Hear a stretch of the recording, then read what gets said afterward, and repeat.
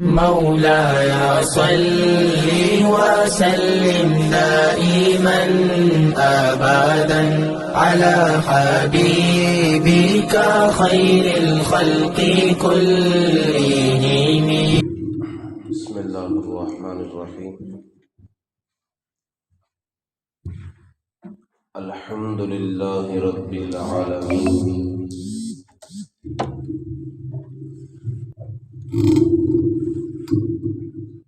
والعاقبة للمتقين،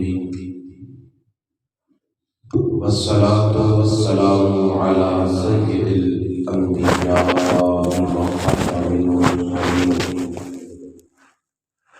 وعلى آله وأصحابه أجمعين. أما بعد، فأعوذ بالله من الشيطان الرجيم. بسم الله الرحمن الرحيم.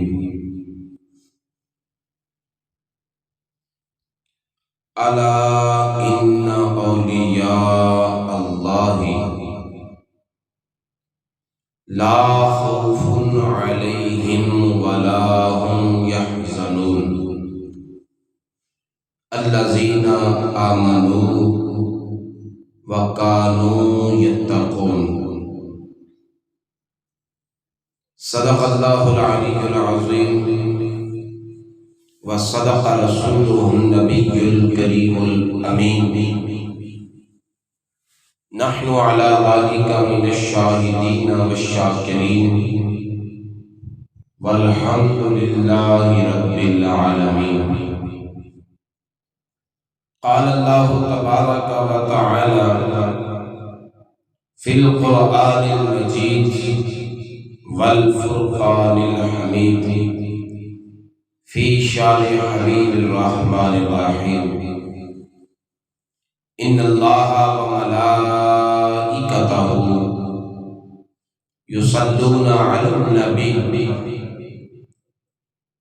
يا أيها الذين آمنوا صلوا عليه وسلموا تسليما. الصلاة والسلام عليك يا سيدي يا رسول الله، وعلى آلك وأصحابك يا حبيب الله. الصلاة والسلام عليك يا سيدي يا رسول الله، وعلى آلك وأصحابك يا رحمة للعالمين. اللهم صل وسلم وبارك على سيدنا ومولانا محمد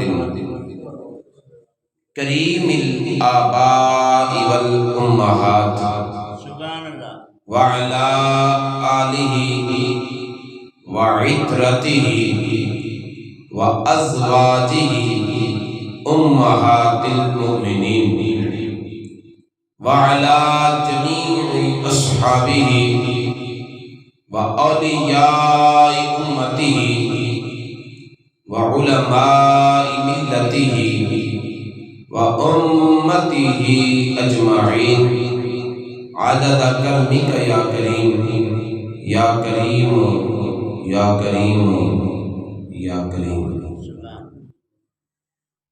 گنج بخش فیض عالم مظہر نور خدا، گنج بخش فیض عالم مظہر نور خدا، ناقصاں پیر کامل کاملہ رحمہ. اللہ رب العزت کی پاک اور مقدس بارگاہ میں حمد و ثنا کے نذرانے پیش کرنے کے بعد اللہ رب العزت کے بڑے ہی پیارے محبوب خدا، تاجدار فتوحا، قبلہ کونین، سرکار دو عالم، نور مجسم، حبیب کبریا، احمد مجتبی، حضرت سیدنا محمد مصطفیٰ صلی اللہ تعالی علیہ وآلہ واصحابہ وبارک وسلم کی پاک اور مقدس بارگاہ بیکس پناہ میں ہدیہ درود و سلام پیش کرنے کے بعد حضرات گرامی قدر فاضل جلیل عالم نبی حضرت العلام واجب الاحترام محترم المقام قاری محمد ظفر اقبال صاحب نے دامت برکاتہم القدسیہ 30 روزہ محافل میلاد مصطفیٰ صلی اللہ علیہ وسلم کے بعد 12 روزہ تذکرہ اولیاء کانفرنس کا انعقاد کیا ہے۔ اللہ رب العزت کے فضل اور کرم سے یہ آپ لوگوں کی خوش نصیبی سعادت مندی ہے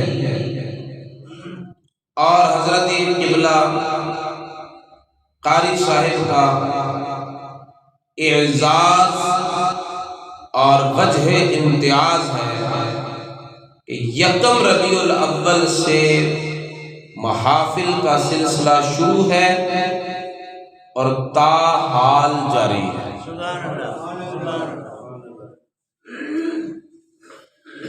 آپ لوگوں کے ذوق اور شوق، محبت اور جذبات قابل قدر ہیں۔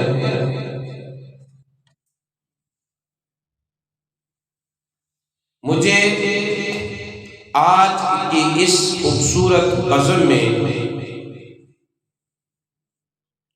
جس مقدس شخصیت کا تذکرہ کرنے کی سعادت میسر آئی وہ شیخ الشیوخ العالم حضرت غوث زمان الشیخ سید علی بن عثمان الحجویری، جس کو داتا گنج بخش حجویری کے نام سے دنیا معرفت اور آسمان طریقت میں جانا اور پہچانا جاتا ہے۔ حضرت داتا گنج بخش علی بن عثمان حجویری رحمت اللہ تعالی علیہ، آپ متقدمین صوفیاء کرام میں سے ہیں۔ تلاش کرنے پر آپ کے سن ولادت کا اندازہ سن 400 یا 401 ہجری بتایا جاتا ہے۔ ابھی جس سن میں ہم موجود ہیں وہ 1445 ہجری کا سال ہے، 1445۔ تو آپ کا سن ولادت 400 ہجری بتایا جاتا ہے، یعنی کہ اب سے 1045 سال پہلے، 1000 کا مطلب ہے 10 صدیاں، 10 صدیاں پہلے آپ کی ولادت افغانستان کے علاقے غزن میں ہوئی، غزنوی جن کے وجہ سے آپ پکارے جاتے ہیں، غزنوی۔ جلاب اور حجویر یہ 2 محلے ہیں۔ پہلے آپ جلاب میں رہتے تھے، پھر آپ حجویر میں منتقل ہوئے، تو جلابی بھی ہیں، حجویری بھی ہیں۔ 1010 صدیاں پہلے ہونے والی شخصیت آج بھی دنیا میں بچہ بچہ ان سے واقف ہے۔ 10 صدیاں گزر گئی، یہاں تو ابھی 10 سال نہیں گزرتے کہ ان کا نام و نشان مٹ چکا ہوتا ہے۔ ابھی ہم اپنے آپ کو ہی دیکھ لیں، باپ کا نام یاد ہے، دادا کا نام یاد ہے، اور پردادا کا نام شاید ہی کسی کو یاد ہو۔ ایسا ہی ہے، باپ کا نام یاد ہے، دادا کا نام یاد ہے، اور پردادا کا نام شاید ہی کسی کو یاد ہو۔ بس دوسری تیسری نسل تک پہنچے، نام و نشان مٹ گیا۔ دوسری تیسری نسل تک پہنچے تو نام و نشان مٹ گیا، اور یہاں نسلیں ختم ہو گئی، لیکن داتا علی اجمیری کا نام آج بھی زندہ ہے۔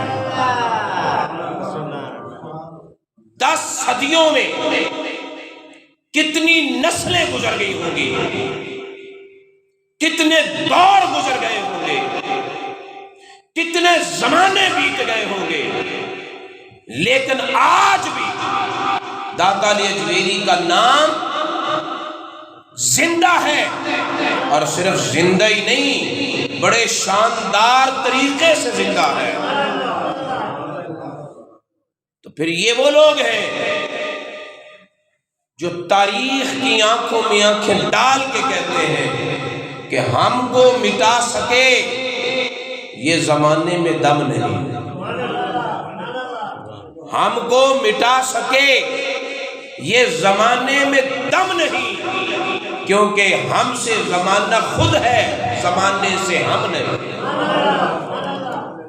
زمانہ ہم سے تشکیل پاتا ہے۔ ان لوگوں نے اپنی زندگی اللہ اور اللہ کے محبوب کے عشق اور محبت میں گزاری۔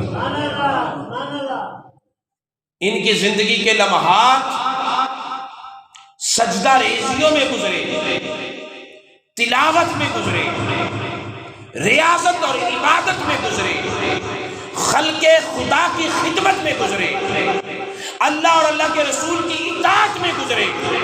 یہ ساری زندگی اس محبوب حقیقی کو راضی کرنے میں لگے رہے، اور پھر اس نے ایسی زندگی عطا فرمائی کہ جو نہ صدیوں پر مشتمل ہے، نہ سانسوں کی محتاج ہے، اور نہ اس زندگی میں اب انہیں کوئی دکھ ہے، اور نہ ہی کسی طرح کی کوئی تشویش۔ حضرت داتا علی حجویری سید ہیں،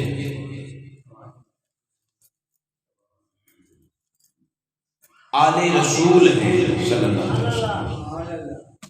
تو آپ کے حالات تفصیلی طور پر مستند حوالوں سے میسر نہیں ہوتے، یا تو مؤرخ لکھ نہ سکا، یا پھر تاریخ اور زمانہ ان کی حفاظت نہ کر سکا۔ پھر ایک وجہ تعجب کی یہ بھی دیکھیے کہ نہ تو مصنف لکھ سکا حالات کو، نہ آپ کی صلبی اولاد ہے، داتا علی حجویری کی صلبی اولاد نہیں ہے، شادی ہوئی تھی اولاد نہ ہوئی، وہ محترمہ وصال فرما گئیں، پھر آپ کی توجہ اس عمل کی طرف نہ مبذول ہوئی، یاد حق میں کھوئے رہے، نہ اولاد ہے، نہ تذکرہ محفوظ ہے، لیکن نام پھر بھی زندہ ہے، نام پھر بھی زندہ ہے۔ اور یہ نام کی زندگی اور یہ آپ کے نام کا شہرہ یہ بتاتا ہے کہ آپ کی اسم کی بقا، آپ کے ذکر کی حیات جاوید، یہ آپ کی روحانیت اور اللہ رب العزت کی عبادت اور باری تعالیٰ کی بارگاہ میں قرب کی وجہ سے اس قدر شاندار ہے کہ نہ نسلوں کی محتاج ہے اور نہ کتابوں کے تذکروں کی محتاج ہے۔ حضرت داتا علی حجویری نے کچھ اپنے حالات خود کشف المحجوب میں لکھے۔ آپ افغانستان کی طرف سے ہجرت کر کے لاہور آئے۔ آپ اپنی کتاب میں لکھتے ہیں کہ ان دنوں میں ایک بستی میں مقیم ہوں جو ملتان شہر کے مضافات میں واقع ہے، اسے لاہور کہا جاتا ہے، اسے لاہور کہا جاتا ہے۔ یہ آپ نے کشف المحجوب میں لکھا ہے۔ اب اندازہ کریں کہ اس جملے سے یہ پتہ چلتا ہے کہ اس دور میں لاہور ایک بستی تھی اور اس کو کہا گیا شہر ملتان کے مضافات میں واقع ہے۔ ملتان کے مضافات میں واقع ہے۔ اب یہ لفظ یہ بتاتا ہے کہ شہر ملتان سے لے کر لاہور تک کوئی آبادی نہیں تھی۔ لاہور ایک بستی کی مانند تھا، ملتان ایک شہر کی مانند تھا، درمیان میں کوئی آبادی نہیں تھی۔ صرف اور صرف آپ ملتان سے لے کر لاہور تک کا سفر کریں اور دیکھیں کہ آبادی کتنی ہے اور شہر کتنے آباد ہو چکے ہیں۔ اور جب یہ کچھ بھی نہیں تھا تو اس وقت داتا علی حجویری کا زمانہ تھا۔ داتا علی حجویری کا زمانہ تھا۔ آپ نے اپنے حالات میں، اپنے واقعات میں یہ بھی لکھا ہے، مت ایک مرتبہ کوئی روحانی مسئلہ الجھ گیا، وہ میرا روحانی مسئلہ الجھ گیا تو میں نے اپنی اس الجھن کو دور کرنے کے لیے ایک اللہ والے کی زیارت کا قصد کیا کہ فلاں ولی کے پاس جاتا ہوں اور ان سے اپنا یہ معاملہ درست کرواتا ہوں۔ روحانی معاملہ الجھ گیا۔ جب میں اس بزرگ کی طرف چلا تو راستے میں ایک جگہ پر قیام کیا، ایک جگہ پر قیام کیا۔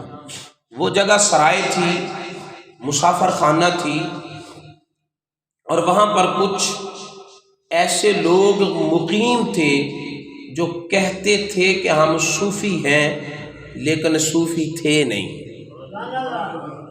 جو کہتے تھے کہ ہم لوگ صوفیاء ہیں لیکن وہ صوفیاء تھے نہیں۔ تو وہاں میں بھی رات ٹھہرنے کے لیے رک گیا۔ رات کے وقت انہوں نے وہاں خربوزے کھائے۔ کیا کیا؟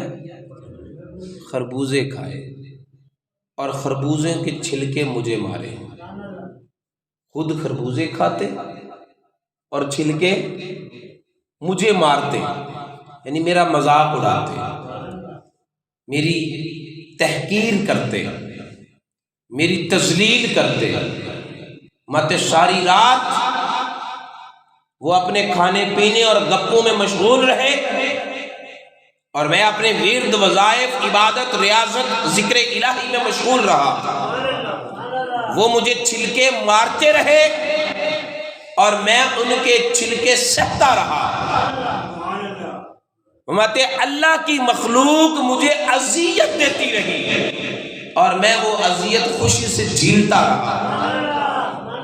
وہ میرے ساتھ یہ بدتمیزی کرتے تھے اور میرے دل میں کیا خیال تھا کہ میرے رب کے بندے ہیں، جو کرتے ہیں کرتے ہیں، تیرے نام تو مفت وکاندڑی ہاں، تیری باندیاں دی میں باندڑی ہاں، کہ میرا یہ قصد اور ارادہ تھا، میرے دل میں یہ جذبہ تھا کہ میرے رب کے بندے ہیں۔ جو جس سے محبت ہوتی ہے اس کے تعلق والے بھی محبوب ہوتے ہیں، محبوب کے تعلق والے بھی محبوب ہوتے ہیں۔ تو بندہ اپنے محبوب کی ناز برتاری تو کرتا ہی ہے، لیکن جب محبت بڑھ جائے تو پھر اس سے تعلق رکھنے والوں کے بھی ناز اٹھانے لگتا ہے۔ یہ بھی محبت کا ایک رنگ ہے، یہ بھی محبت کا ایک مزاج ہے، یہ بھی محبت کا ایک مقام اور مرتبہ ہے۔ جیسے پیر کے ساتھ تو عقیدت ہوتی ہے نا بندے کی، تو پیروں کی اولاد کے بھی ہاتھ پاؤں چومتا ہے۔ کیا خیال ہے؟ ہمارے سنیوں میں تو یہ عقیدت بڑی وسیع پیمانے کی ہے۔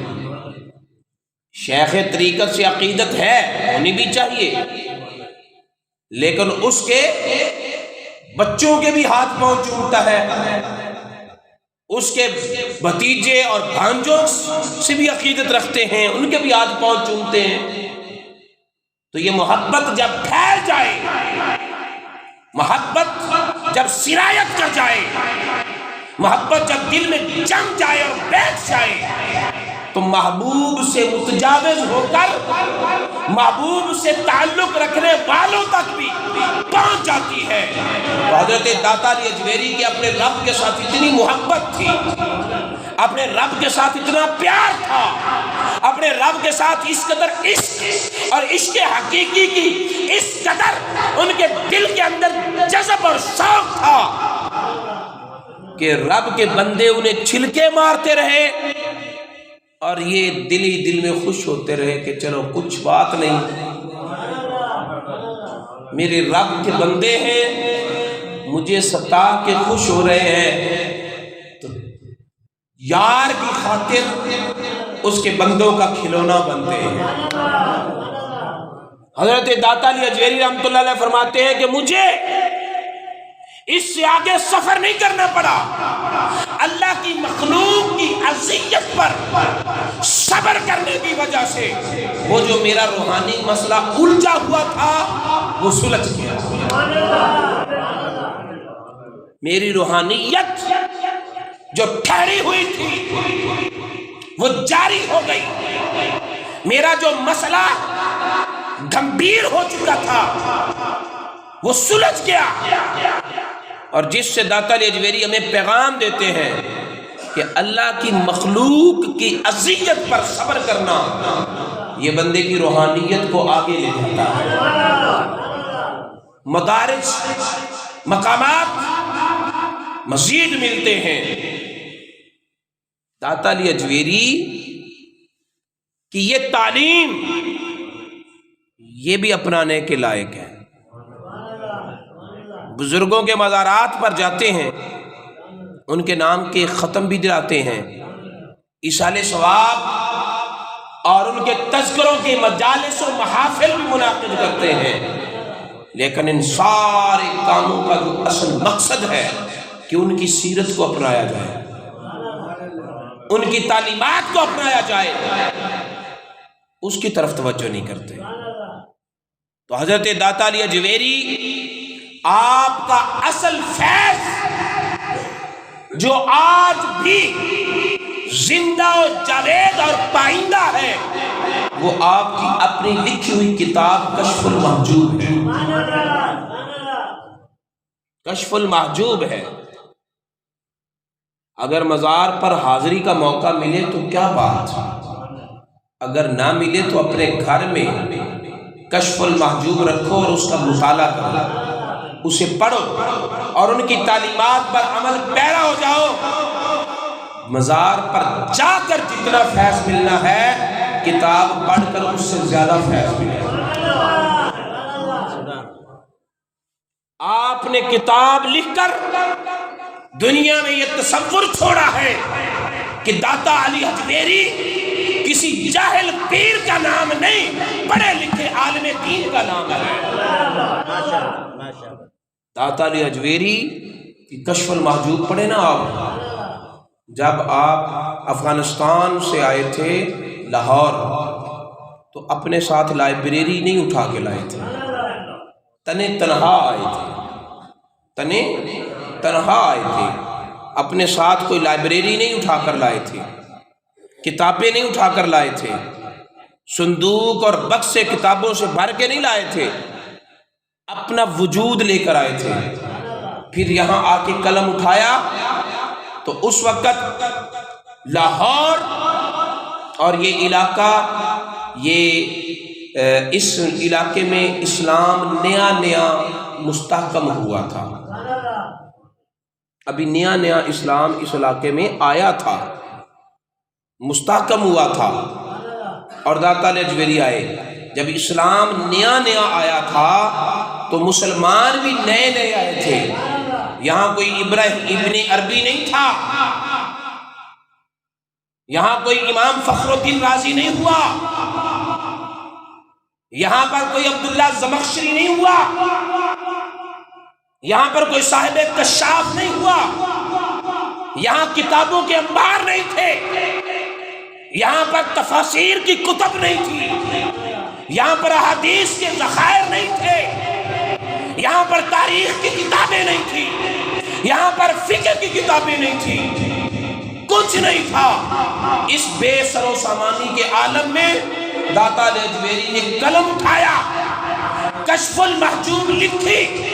اب آپ کشف المحجوب کا مطالعہ کریں تو آپ کو پتہ چلے گا کہ داتا علی حجویری امام اللغت بھی تھے، سبحان اللہ، امام المفسرین بھی تھے، آپ محدثین میں ایک نام رکھتے تھے، اور آپ علم الاسماء الرجال میں بڑے ماہر تھے، علم اسماء الرجال، علم تاریخ، علم فقہ، علم تصوف، علم حدیث، علم تفسیر اور علم لغت عرب اگر ایک جا دیکھنا ہو تو داتا علی حجویری کی کشف المحجوب دیکھو۔ کیا بات ہے، سبحان اللہ۔ ان کی ایک کتاب اتنے علوم کا مجموعہ اور ذخیرہ ہے، تو داتا علی حجویری نے کتاب لکھ کر یہ بتا دیا کہ میرا شمار جاہل پیروں میں نہیں، جنہوں نے لٹیں رکھی ہوتی ہیں، جنہوں نے بوسیدہ چولے پہنے ہوئے ہوتے ہیں، جن سے بدبوئیں آ رہی ہوتی ہیں، جن کو غسل کیے ہوئے بھی مہینے گزر چکے ہوتے ہیں، جو آگ جلا کر اس کے گرد گھومتے ہیں۔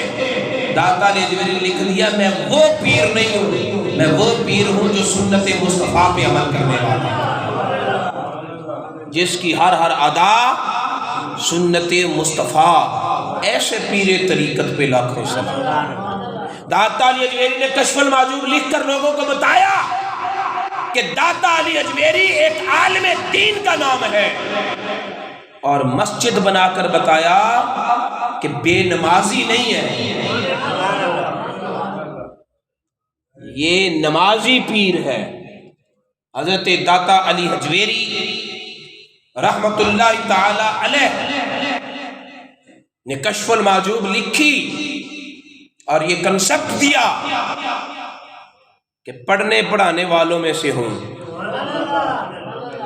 لکھنے لکھانے والوں میں سے ہوں، علم والوں سے میرا تعلق ہے، جاہلوں کے خاندان سے نہیں ہو۔ اس کتاب کو پڑھیں اور اس میں داتا علی حجویری کی تعلیمات کو سیکھیں، یہ داتا صاحب کا اصل فیض ہے۔ انہوں نے اپنا واقعہ لکھ کر بتایا کہ مخلوق خدا کی اذیتوں پر صبر کریں، روحانیت کے دروازے کھلتے ہیں، روحانیت کے۔ اور ہم تو نہیں صبر کرتے بھائی کی تکلیف پر بھی، بھائی تکلیف دینا تو ہم بدلہ لیتے ہیں، رشتہ داروں سے نہیں چلتی، محلے اور پڑوس میں نہیں بنتی، لیکن داتا علی اجویری کہتے ہیں میرا راستہ یہ ہے، میری طریقت یہ ہے، میری تصوف یہ ہے، میرا مزاج یہ ہے کہ اللہ کے بندے مجھے تکلیف بھی دیں تو مجھے پیارے لگتے ہیں، اللہ کے بندے مجھے تکلیف بھی دیں تو پیارے لگتے ہیں۔ جو اللہ کے بندوں سے اتنا پیار کرتا رہا، اب اندازہ کریں کہ اللہ کی مخلوق ان سے کتنا پیار کر رہی ہے۔ حضرت داتا علی اجویری رحمۃ اللہ علیہ نے اپنا واقعہ اور لکھا اسی کشف المحجوب میں۔ فرماتے ایک مرتبہ میں حضرت بلال رضی اللہ تعالیٰ عنہ کے مزار پر حاضر تھا، حضرت بلال رضی اللہ تعالیٰ عنہ کے مزار پر حاضر تھا۔ اس سے یہ بھی پتہ چلا نا کہ داتا علی اجویری بھی مزارات پر جاتے تھے، وہ مزارات پر جاتے رہے، اب دنیا ان کے مزار پر جاتی ہے۔ پیر نصیر الدین نصیر شاہ صاحب نے ایک بڑی خوبصورت بات لکھی ہے چھوٹے سے رسالے میں۔ وہ کہتے ہیں کہ بندہ جس طرح کی زندگی گزارتا ہے، اللہ تعالیٰ مرنے کے بعد اس کی قبر پر اسی طرح کا ماحول بنا دیتا ہے۔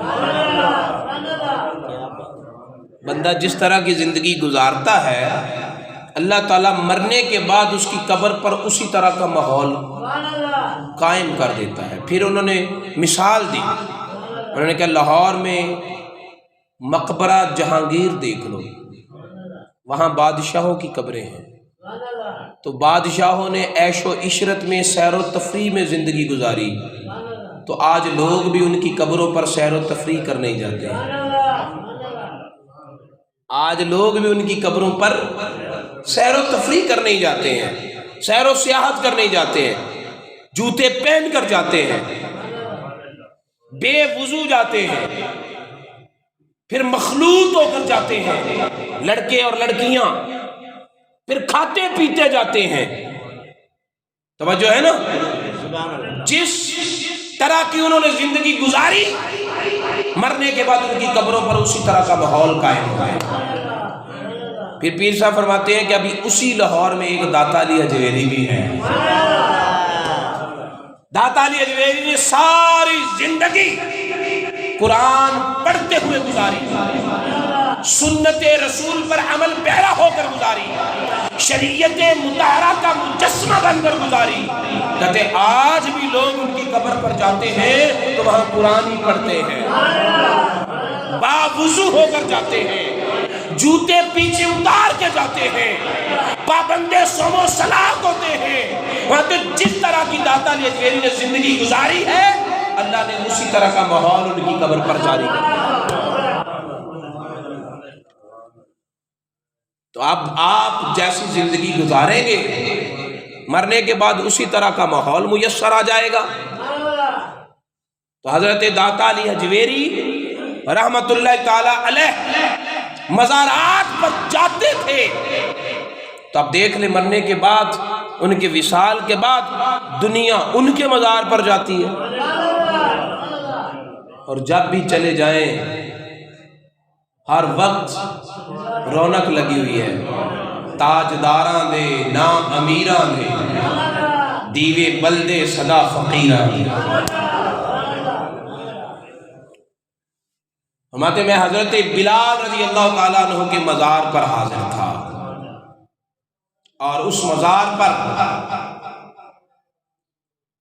مجھے نیند آ گئی، میں سو گیا۔ جب میں سویا تو میں نے اپنے آپ کو مسجد نبوی میں دیکھا، سوئے ہیں حضرت بلال کے مزار پر اور دیکھ رہے ہیں اپنے آپ کو مسجد نبوی میں۔ اب اس سے اندازہ لگائیں نا کہ حضرت بلال رہتے کہیں بھی تھے، بسط مدینہ میں تھے۔ حضرت بلال رضی اللہ تعالیٰ عنہ کا اپنا عشق اور محبت، اپنی ان کی جذب اور مستی اور کیفیت یہ تھی کہ رہتے کہیں بھی تھے، دل مدینے میں لگا ہوا تھا، مدینے والے سے لگا ہوا تھا۔ میں لیٹا ہوں میں حضرت بلال کے مزار پر، اور میں نے اپنے آپ کو دیکھا کہ میں ہوں مسجد نبوی شریف میں، اور پھر وہاں پر میں نے دیکھا کہ باب بنی شیبہ، یہ مسجد نبوی کا ایک دروازہ ہے، باب بنی شیبہ سے حضور نبی پاک صلی اللہ علیہ وسلم تشریف لا رہے ہیں میری طرف حضور تشریف لا رہے ہیں۔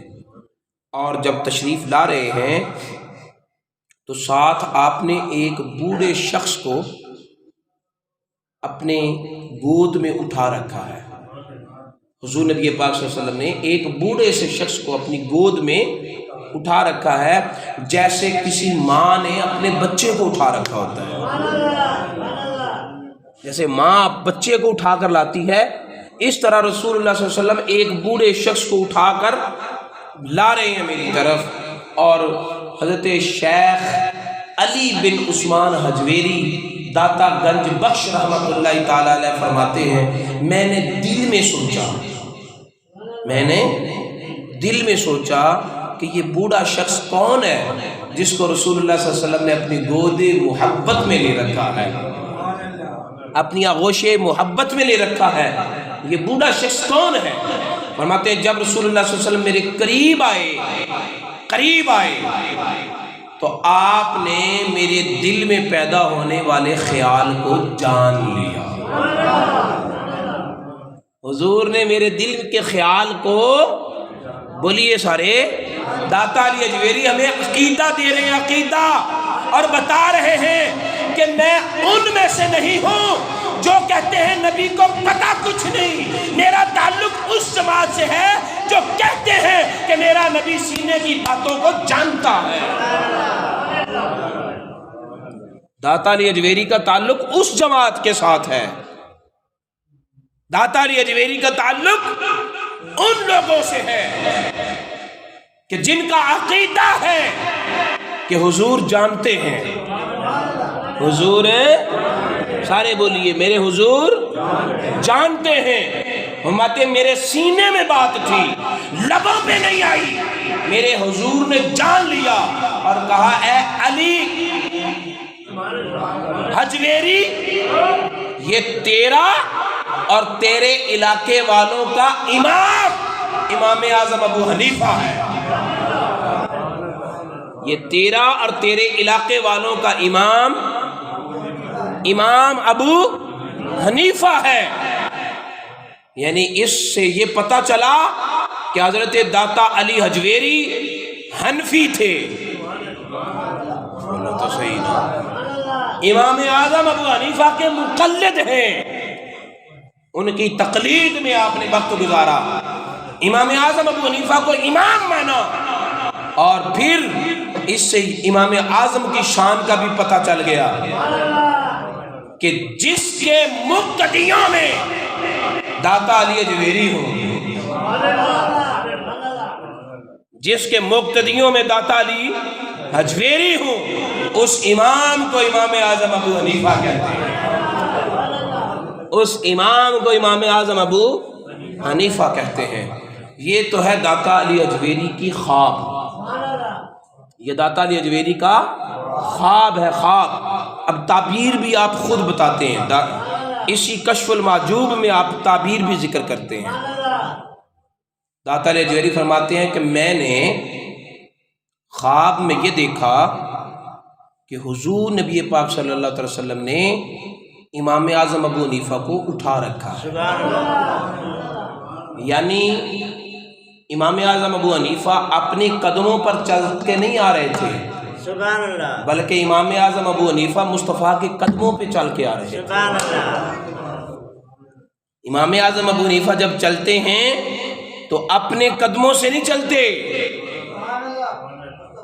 مصطفیٰ کے قدموں سے چلتے ہیں۔ سبحان اللہ، اگر میں امام اعظم کو دیکھتا کہ وہ اپنے قدموں پہ چل کر آ رہے ہیں تو پھر میں سمجھتا کہ جیسے اجتہاد کرتے ہوئے ہر امام کو ٹھوکر لگ سکتی ہے، غلطی ہو سکتی ہے، امام اعظم سے بھی ہو سکتی ہے، لیکن میں نے یہ دیکھا کہ بوجھ امام اعظم کا ہے، اٹھایا مصطفیٰ نے ہے۔ سبحان اللہ، اب رسول اللہ کے قدموں کو ٹھوکر نہیں لگ سکتی، رسول اللہ صلی اللہ علیہ وسلم کے قدموں کو ٹھوکر نہیں لگ سکتی، کیونکہ وہ نبی کے قدم ہیں۔ فرمایا رسول اللہ کے قدموں کو ٹھوکر نہیں لگ سکتی، اور امام اعظم رسول اللہ کے قدموں سے چل کر آتے ہیں۔ پتہ چلا جب یہ مسئلہ بتاتے ہیں تو ان سے غلطی ہو ہی نہیں سکتی۔ امام اعظم مسئلہ بتانے میں غلط نہیں ہو سکتے، اس لیے کہ یہ اپنے قدموں سے نہیں چلتے، یہ رسول اللہ کے قدموں سے چلتے۔ تو جو امام اعظم کی اس طرح شان بیان کرے اس کا نام حضرت داتا علی حجویری ہے، اس کا نام حضرت داتا علی حجویری ہے۔ حضرات گرامی قدر، ہم نے اولیاء عظام کو غیر مستند اور مشہور کرامتوں کے آئینے میں جانا ہے۔ ہم نے صرف داتا علی حجویری کے بارے میں کیا کہ ایک جادوگر تھا، وہ علاقہ بھر سے دودھ وصول کرتا تھا۔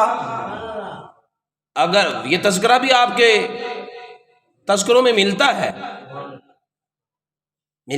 کہ آپ اپنی کٹیا سے نکلے اور ایک مائی جو تھی وہ دودھ کا مٹکا لے کر کہیں جا رہی تھی، تو آپ نے خود کہا کہ مائی کدھر جا رہی ہو؟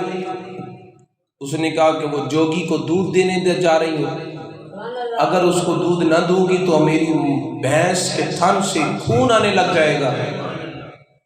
تو آپ نے فرمایا کہ دودھ ہمیں دے دے، خون نہیں آئے گا، دودھ پہلے سے زیادہ آئے گا،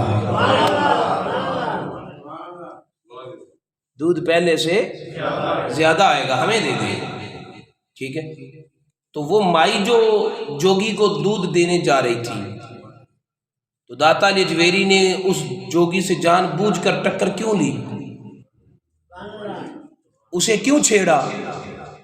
اس کا نظام چل رہا تھا، چلنے دیتے۔ توجہ ہے؟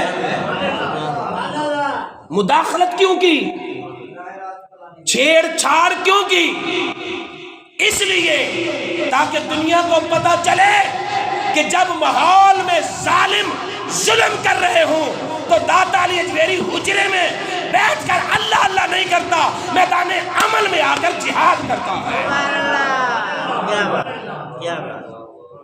داتا علی حجویری حجرے میں بیٹھ کر اللہ اللہ کرنے والے پیر کا نام نہیں، میدان عمل میں آ کر جہاد کرنے والے کا نام ہے۔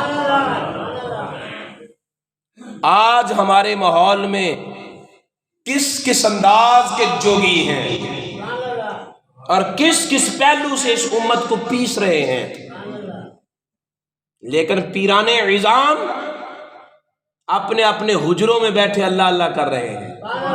تو ان کی پیری داتا علی حجویری والی پیری نہیں ہے، ان کی پیری داتا علی حجویری والی پیری نہیں ہے۔ تو یہ آپ کی اس کرامت کے اندر بھی آپ کا استقلال، استقامت اور شریعت کا تحفظ، امت مصطفیٰ کی خدمت اور معاشرے میں ظلم کے خلاف اقدام کرتے ہوئے امن کو قائم کرنے کی ایک جوش اور ایک کوشش شامل ہے۔ داتا علی حجویری کو صرف کرامت دکھانے کا شوق نہیں تھا کہ میں کرامت دکھاؤں، بلکہ داتا علی حجویری معاشرے کے غریبوں کی جنگ لڑ رہے تھے، غریبوں کی آواز اٹھا رہے تھے، انہیں ظلم کی چکی سے نکالنے کے لیے میدان میں آئے۔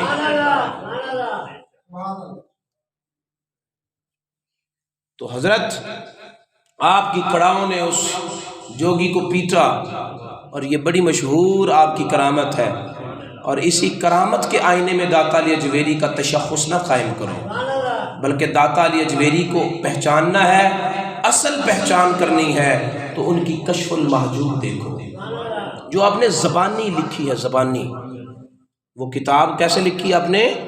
اس وقت نہ آپ کے پاس کتب کا ذخیرہ تھا، اس وقت نہ آپ کے پاس علم لاہور شہر میں لائبریریاں بھی قائم نہیں تھیں، تو آپ نے زبانی اپنے حافظے پر اعتماد کرتے ہوئے وہ کتاب لکھی ہے، اور لفظوں کی تحقیق لغوی کرتے ہیں، اصطلاحی کرتے ہیں، مسائل میں ائمہ کرام کے اقوال ذکر کرتے ہیں، اور پھر شخصیات پر تبصرے کرتے ہیں، پھر حدیث اور قرآنی آیات کی تفاسیر ذکر کرتے ہیں۔ تو ایک کتاب سے پتہ چلتا ہے کہ داتا علی اجمیری صرف ایک پیر کا نام نہیں بلکہ اتنا بڑا عالم ہے جس کے سینے میں علم حدیث بھی موجزن ہے، علم تفسیر بھی ہے، علم قرات بھی ہے، علم شریعت بھی ہے، علم حقیقت اور طریقت بھی ہے، علم معرفت بھی ہے، فقہ کا بھی امام ہے، اور جس موضوع پر قلم اٹھاتا ہے اس کی امامت کا سکہ بولتا ہے۔ تو حضرت داتا علی اجمیری کا اصل تعارف لینا ہے اور اصل فیض پانا ہے تو ان کی کتاب کشف المحجوب کو پڑھو۔ اگر داتا علی اجمیری سے عقیدت اور محبت ہے تو پھر ان کی کتاب کو پڑھو، ان کی تعلیمات کو حاصل کرو، اور ان کی تعلیمات کے مطابق زندگی بسر کرنے کی کوشش کرو۔ ان کے مزار پر جانے کی بنسبت کتاب کو پڑھ کے فیض زیادہ ملے گا۔ اللہ ہمیں عمل کی توفیق عطا فرمائے۔ وما علینا الا البلاغ۔